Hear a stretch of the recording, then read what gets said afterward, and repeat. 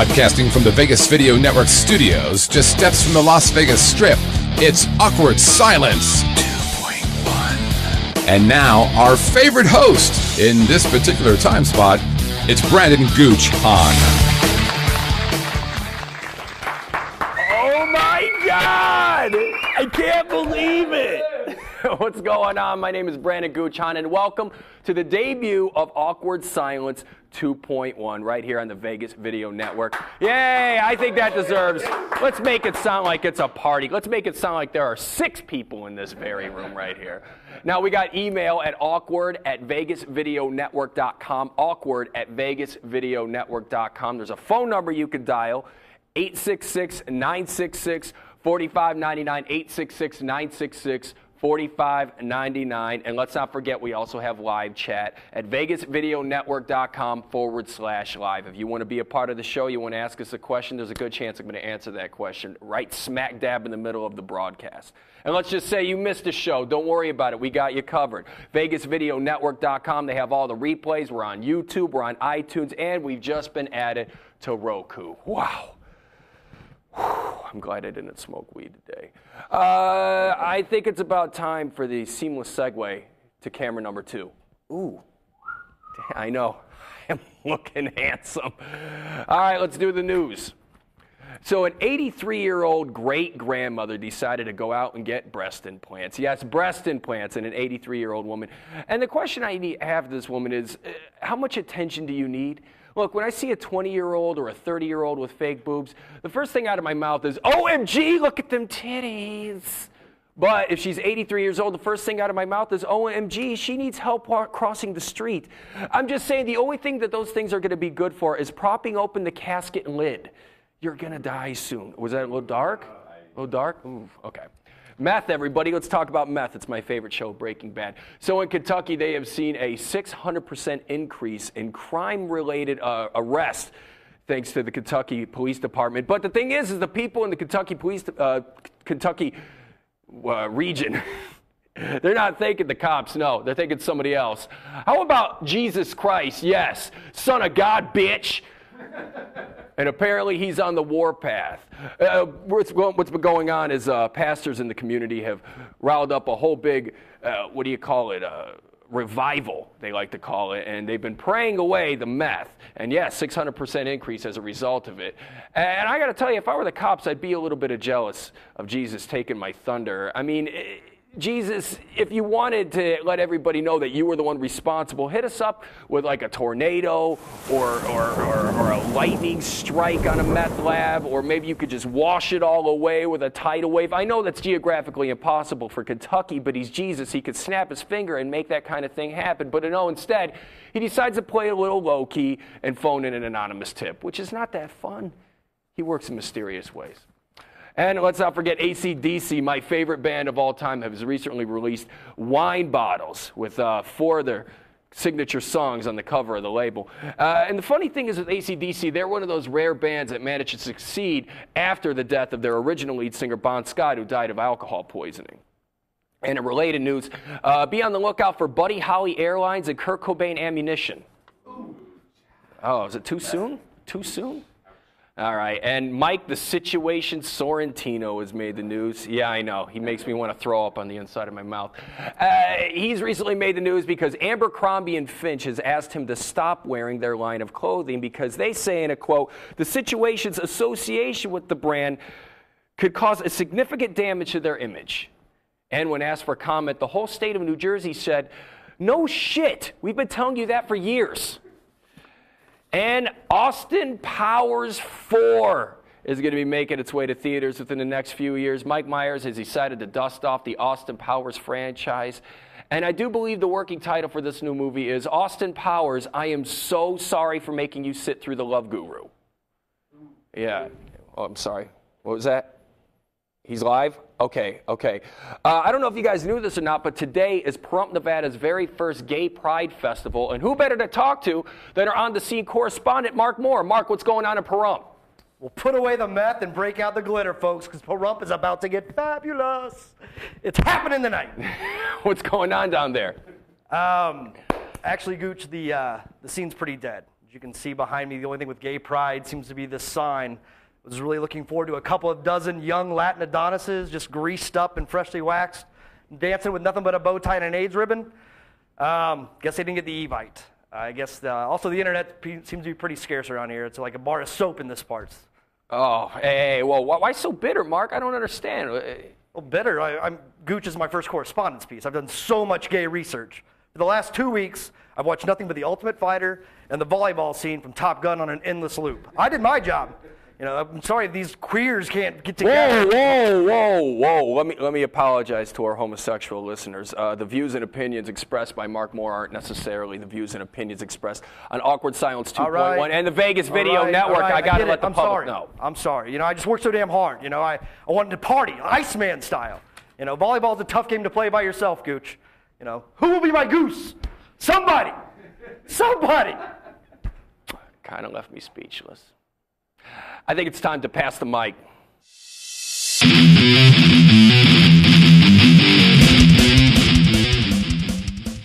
We're so metal when we go to the mailbag. All right, this is the portion of the show where you get to ask me, the host, a question just by email, awkward@vegasvideonetwork.com. That's awkward@vegasvideonetwork.com. And we also have live chat as well. That's going on right now as we speak. And we actually got an email, and this is from Mike. And Mike wants to know why I am such an asshole. It's a good question, Mike. It's good to see that I'm shining through already in episode number 1. But, Mike, to answer your question, it's because it's in my blood. I come from a long line of assholes. My grandfather, Robert Hahn, was actually kicked out of the Toledo Sports Arena for throwing a rocks glass at wrestler Bobo Brazil. Yes, a professional wrestler. He got so angry, he threw a rocks glass at him. And my grandmother didn't even need to get a phone call from him in the police department because he was actually on the nightly news. And my father managed to get kicked out of the whole country of Italy, and that's a long story. And then now you see this asshole perfection right here in front of you. And we got another question, and this one's from Brian. And Brian wants to know, if I had to have gay sex with somebody, who would it be? Bernie Kosar. There needs to be an explanation. He's Bernie Kosar. Whatever. I'm tired of talking to you guys. Let's take a station ID, and we'll be back with our headliner. No pressure. Hi, I'm Dennis Silvers from, can't think of the name of my damn show, Golf and Other 4-letter words, and you're watching the Vegas Video Network, I think.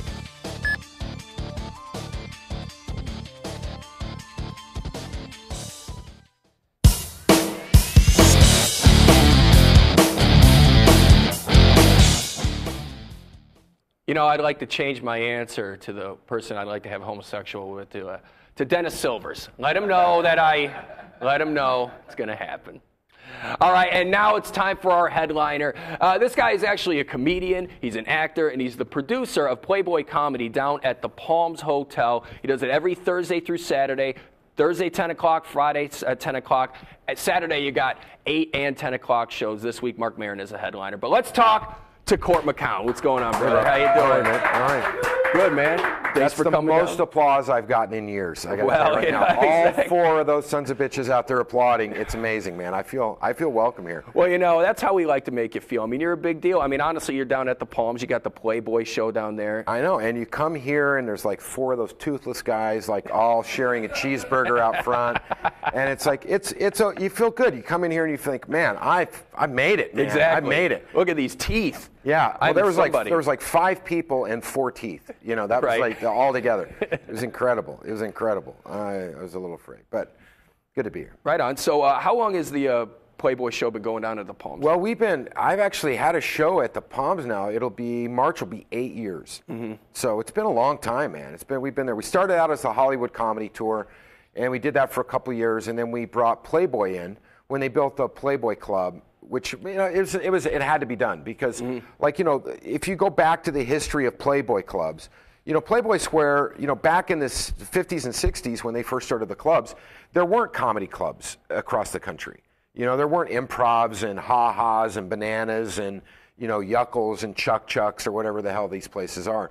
There was just Playboy clubs, and that's where Steve Martin, Lenny Bruce, Dick Gregory, you know, George Carlin, that's where these guys performed.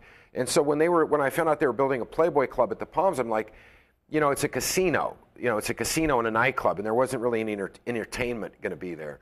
So I went to Playboy, and I had this idea. I said, why don't we do a comedy club, an old school comedy club, a beautiful lounge, intimate, 200 seats, and let's have big headliners like the up-and-comers, the guys that are they're the best. And, I'll say, you go to any comedy club in Vegas, and we, by far, in my opinion, and that's really the only opinion that matters, is that we have the best comics in the country at our clubs.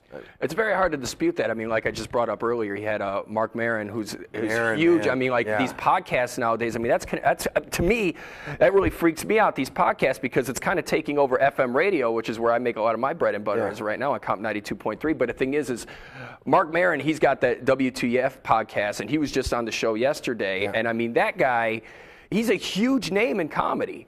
And, and the thing is, though, that's the norm for the Playboy Comedy. I mean, it's funny because I've known Maron for a long time. I've known Maron for about 10 years. And we were talking about this morning at coffee. And we were talking about, he started as a doorman at the Comedy Store in, 86, 87. And he was there, he ran around with Sam Kinison and all those guys back in the day. And, I mean, he's got some great stories. He's got great stories. And he's been around for a long time. It's amazing to me how it's taken this long for people to really latch on to Mark Maron, because he's brilliant. He always has been. And it's like, he did an Air America radio. He did, he's done a lot of stuff, but it's finally gone to, it's kind of like, it's the way the country is right now. You create your own thing, and, and if it's great, people get on board and they love it. And I mean, you look at the list of people he's interviewed. I mean, it's everyone from Robin Williams to Jonathan Winters. I mean, we were talking about his Jonathan Winters interview when he went up to visit his house in Santa Barbara, and they go out to lunch together, and the guy puts on a safari hat. It's like, oh, how cool would that be? You're hanging out with Jonathan Winters, and he goes, I'm looking into his eyes, and I'm seeing it's dark in there. It's dark in there. Well, and that's the thing, you were just talking about latching on to things. I mean, do you think the fact that you switched over from the Hollywood comedy to the Playboy comedy, do you think that's been even more embraced in the Las Vegas scene? I don't know that it makes that big of a difference. I know that it's a great branding. I used to host the morning show for Playboy Radio, so I've worked with Playboy for a long time. And it's nice that you have a playmate out, I'm a dude. I mean, come on. It's nice that there's tits and ass out there. It's Vegas. Let's be realistic.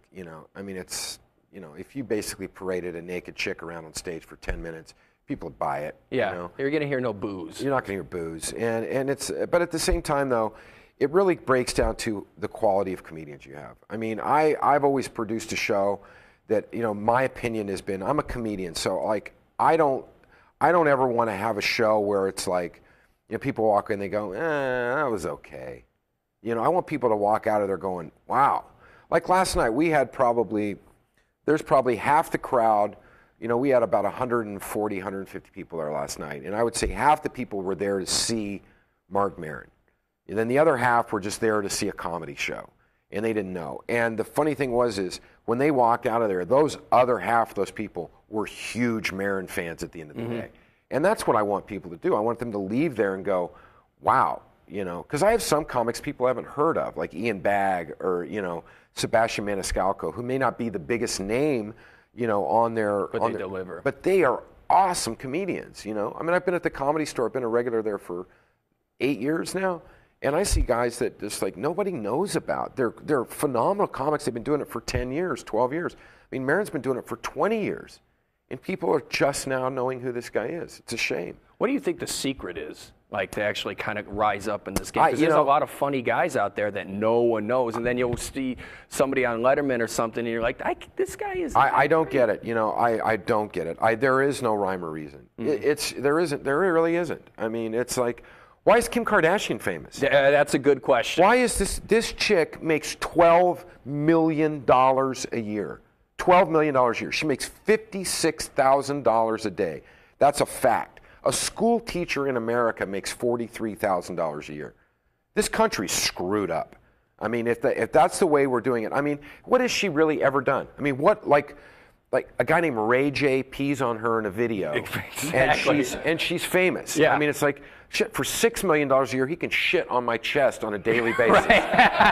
You know, I mean, The thing is, like, though, come on. nobody heard of Ray J. He pees on Kim Kardashian. She becomes famous, and then all of a sudden, Ray J ends up getting his own reality show where it's like a Rock of Love type thing, where these girls are competing for his affection. Yeah, I don't just get thanks to the Golden Shower. It's like, that's the whole thing. It's like, what are we idolizing now? We don't idolize people we should be idolizing. I mean, you know, you go back, you know, I mean, whatever, Scully, the guy lands a plane and thing. We make this guy, I mean, he did a great thing. Mm-hmm. He did a great thing. He's doing his fucking job. Right. He's doing his job.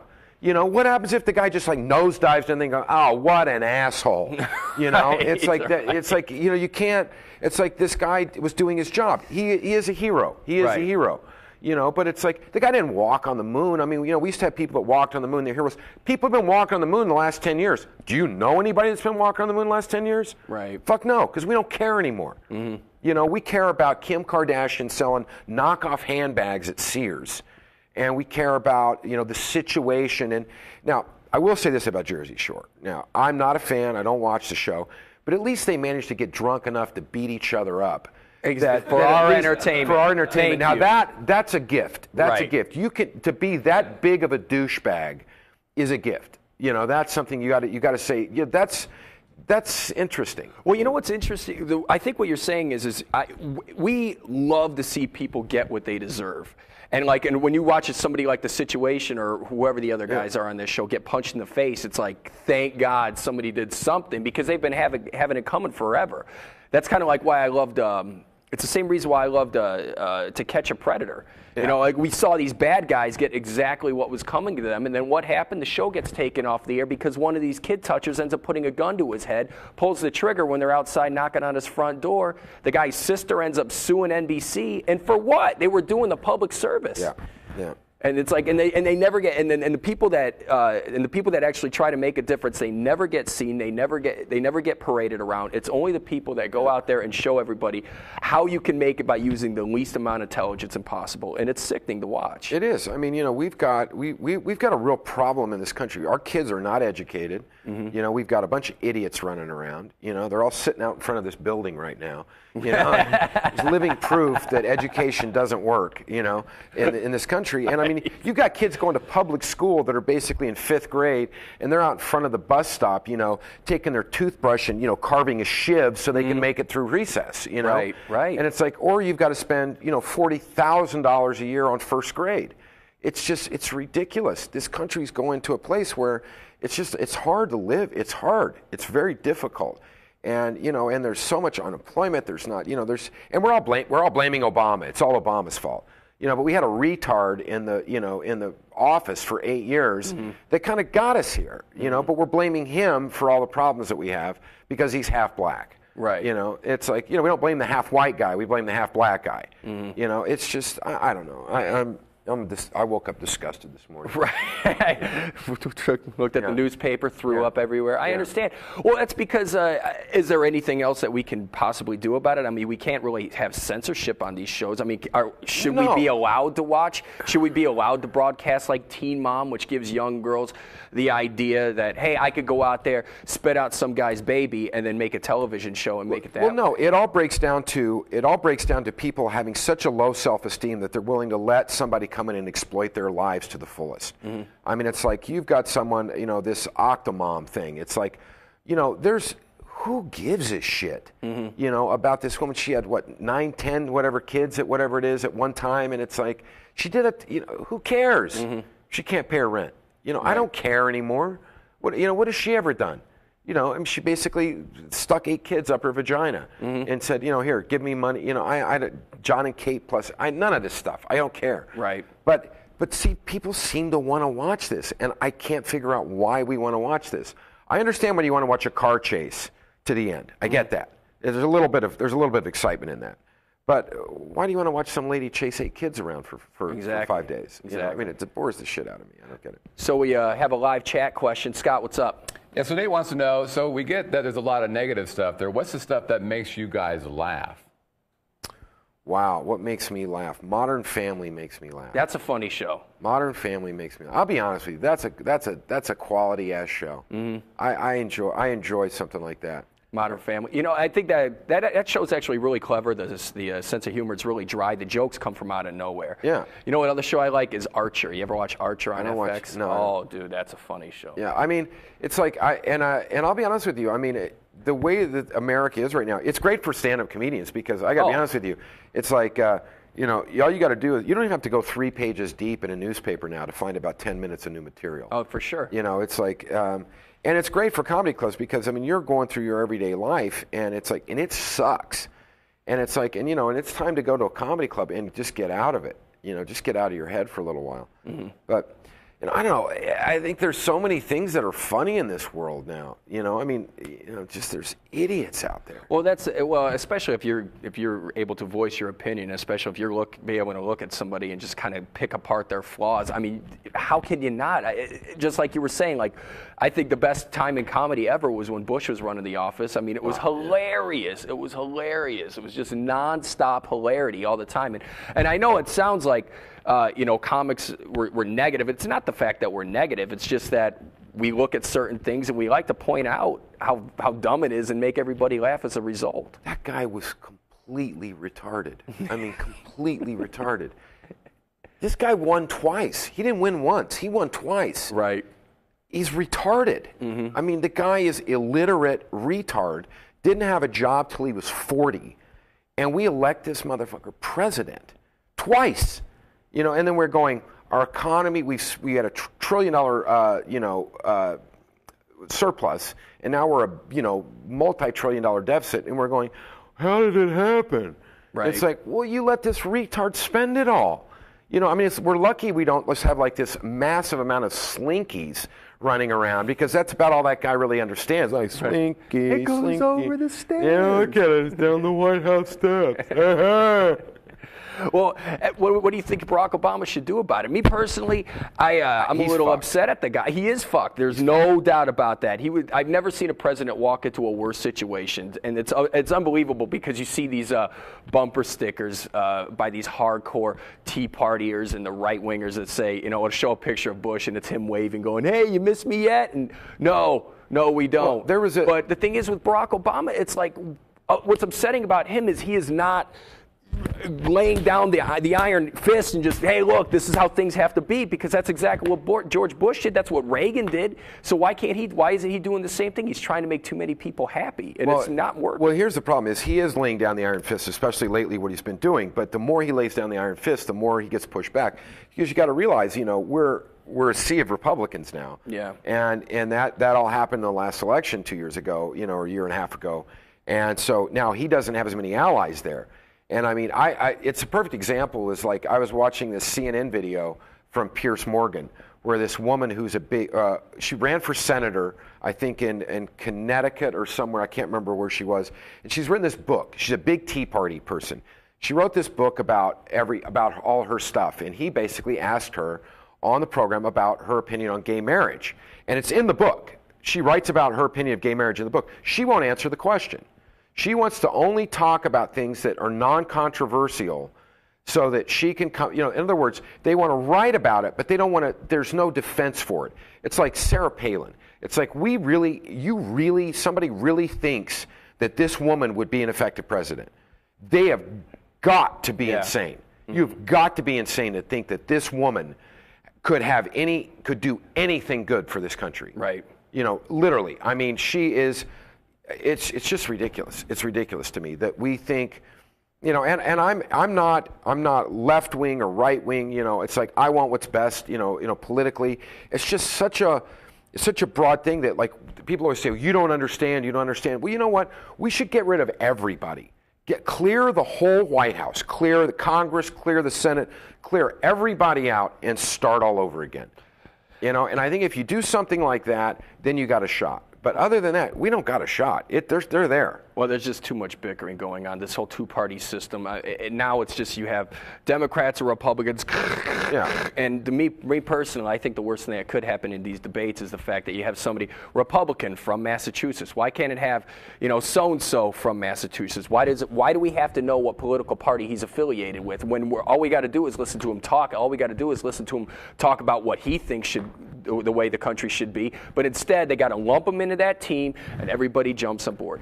We got another chat question. What's going on, Scott? Yeah, Ray wants to know, just from a comedic perspective, what is the core that makes something funny? Is it the truth? I mean, is it truth-based? What, in your opinions, when you guys are doing stand-up, is the core to making something funny?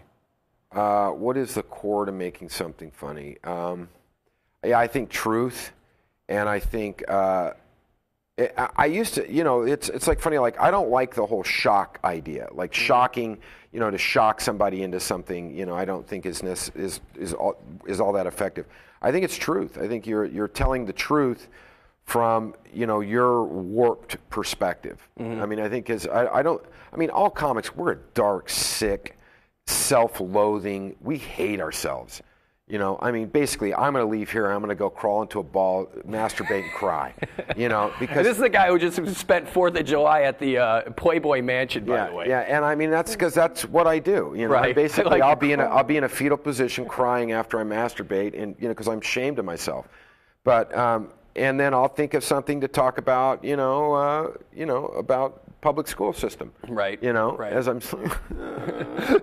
This might. Yeah, be they're funny. homeschooling more now. Yeah. Well, that's the thing. I think it's the truth. It's just like you were saying too. Shock is so old now. Before, like when Doug Stanhope came out, I love Stanhope, but every young comic thinks that that's the way it has to be. Where you got to talk about abortions and talk about babies dying and and rape and stuff like that. And it doesn't have to be that way. It could just be something that you find funny. It doesn't have to go that far. Now, granted, he could pull it off. Actually, I read one brilliant tweet, and it was one person wrote, the best comics in the nation today are Doug Stanhope, Dave Attell, and Louis C.K. The problem with comedy is every comic is trying to be Doug Stanhope, Dave Attell, or Louis C.K. Be yourself. Just like Cort was talking about, the truth is the funniest thing. Yeah. I'll tell you, one of my favorites out there is Bill Burr. Oh, Burr. He's Bill a Burr genius. is one of my all-time favorites. Genius. I love that guy.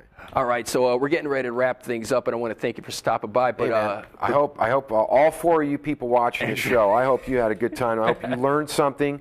Stay in school, carve a shiv out of your toothbrush, take care of yourself, and that's good. You're an inspiration to us all. But before we leave, we like to play a little game. It's called, well, actually, not we. We like to play. This is the very first time we're going to play the game. It's called 3 Under 30. Basically, I ask you 3 questions that you got to answer in under 30 seconds. Right. And if you win, you get a helicopter or something. Okay. All right.